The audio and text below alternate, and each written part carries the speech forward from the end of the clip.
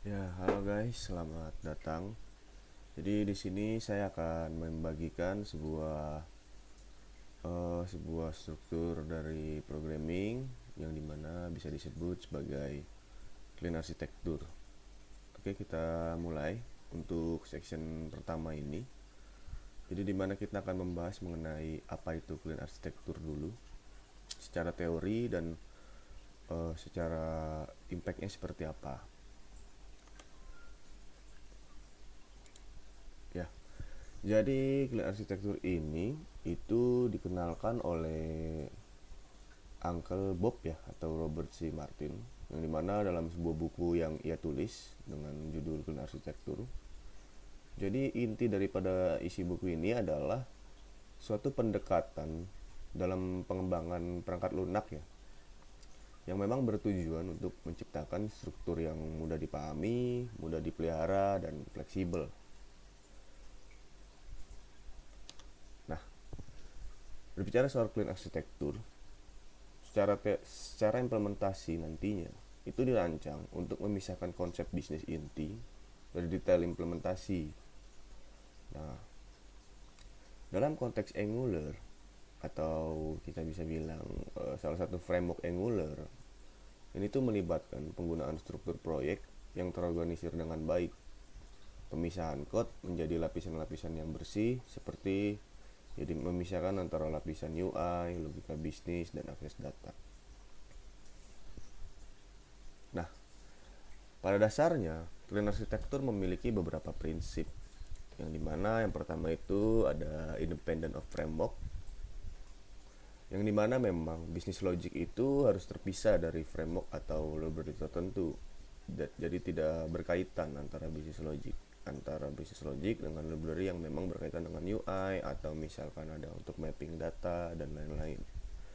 Lalu yang kedua ada testability, yang dimana komponen-komponennya itu harus dapat diuji secara terisolasi. Jadi kayak seperti tanpa ketergantungan pada infrastruktur. Jadi secara testing pun bisa secara bebas. Lalu ada solid principles ya. Jadi dalam clean architecture ini ada implementasi prinsip-prinsip solid seperti single responsibility principle dan dependency inversion principle. Dan untuk prinsip yang terakhir itu memang adalah separation of concerns. Jadi seperti memisahkan antara konsep bisnis, tata letak, dan detail infrastruktur. Oke, kita masuk ke dalam sebuah diagram. Diagram clean arsitektur yang dijelas apa yang biasa digunakan atau secara umum. Jadi memang seperti tadi yang sudah dijelaskan bahwa konsep clean arsitektur ini adalah memisahkan fungsi-fungsi daripada layer yang tersedia gitu. Nah, untuk clean arsitektur ini biasanya memisahkan berdasarkan layer-layer yang seperti ada diagram.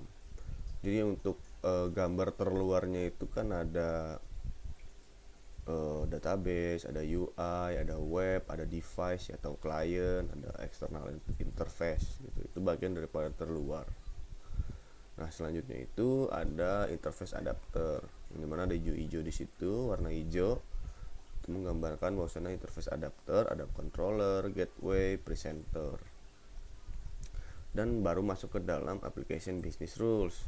Itu biasanya kita kaitkan dengan use case. Dan yang terakhir itu ada enterprise business rules, yang bagian daripada kuning yaitu adalah entities. Nah, jadi secara teori bahwasannya kita bisa memisahkan menjadi 4, yang dimana dari bagian terdalamnya dulu kita bahas mengenai logika bisnis, itu ada entities.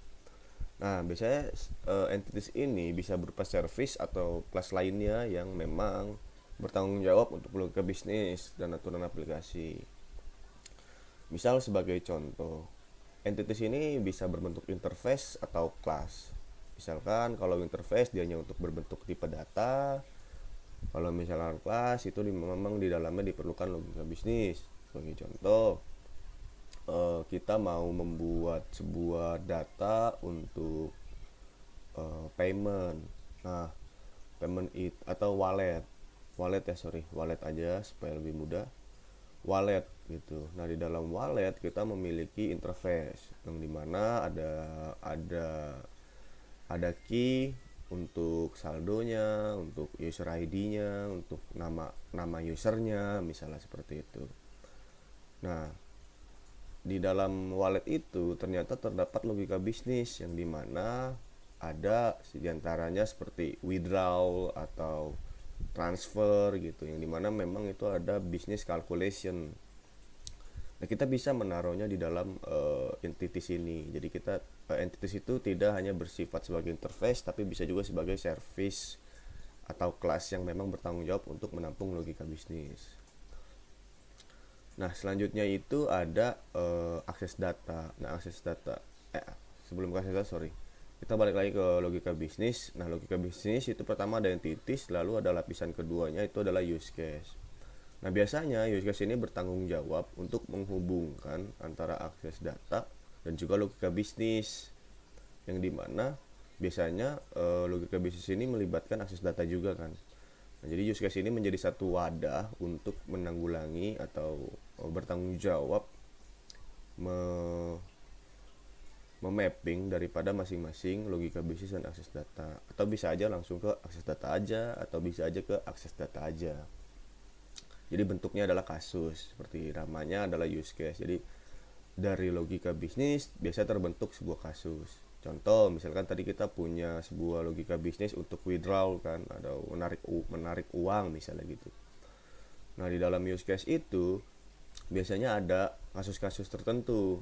Sebagai contoh, ada kasus di mana kita menarik uang dengan user yang belum terverifikasi atau dengan user yang sudah terverifikasi. Maka dibutuhkan dua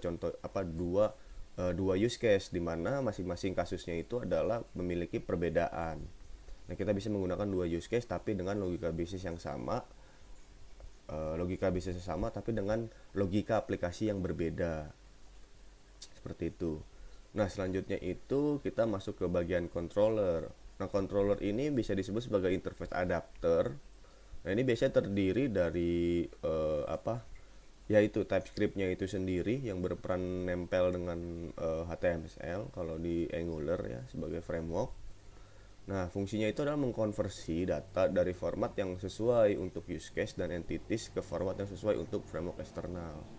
Nah, biasanya controller ini menghubungkan beberapa use case, mungkin kayak misalnya ada use case A, ternyata use case A memiliki output use case B. Nah, seperti itu. Nah, selanjutnya itu ada presentasi. Nah, ini biasanya adalah berkaitan dengan device, web, atau UI, di mana ya ini adalah sebuah komponen Angular yang menangani tampilan dan interaksi pengguna. Dan terakhir itu ada service atau kelas yang menangani pengambilan dan penyimpanan data yang bisa disebut sebagai akses data. Ini masuk ke dalam framework dan driver.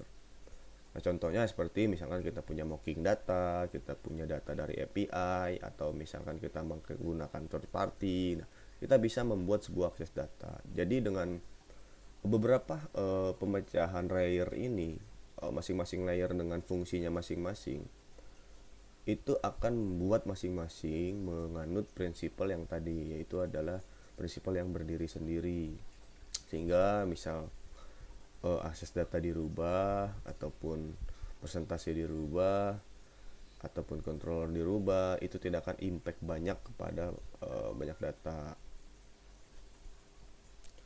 Nah, selanjutnya ada manfaat clean arsitektur. Ya, abaikan aja untuk tulisan Angular-nya, saya tadi salah ketik. Jadi memang manfaat clean arsitektur itu pertama ada skalabilitas, yang dimana kalau disimpulkan kode yang terorganisir dengan baik itu memudahkan dalam menambahkan dan mengubah fitur. Sebagai contoh, misal kita mempunyai satu API yang berubah gitu ya, berubah dalam tanda kutip responsnya gitu, kayak menambah key atau berubah key gitu. Maka dengan code yang terorganisir, kita sudah mendefine masing-masing layer, kita sudah tahu mana tempat yang harus kita tuju dengan standar-standar yang sudah ditentukan. Lalu ada maintainability, di mana memungkinkan kita untuk mudah memahami, memelihara, dan juga memperbaiki code. gitu, karena memang kita sudah punya standarnya, dan standarnya bisa kita pelajari secara digital, banyak di online juga kita bisa baca, atau bahkan dengan membaca quotes saja kita sudah bisa tahu gitu bahwasannya oh ini ke arah sini, ini seperti ini menggunakan service ini, oh akses datanya ada di sini. Lalu ada testability yang dimana memang komponen yang terisolasi itu memungkinkan untuk pengujian unit atau unit test itu yang sangat efektif gitu, karena dia terisolasi, jadi ya memang dia punya peran sendiri gitu yang untuk kita unit test gitu, tidak ada sangkut paut dengan dependensi biasanya.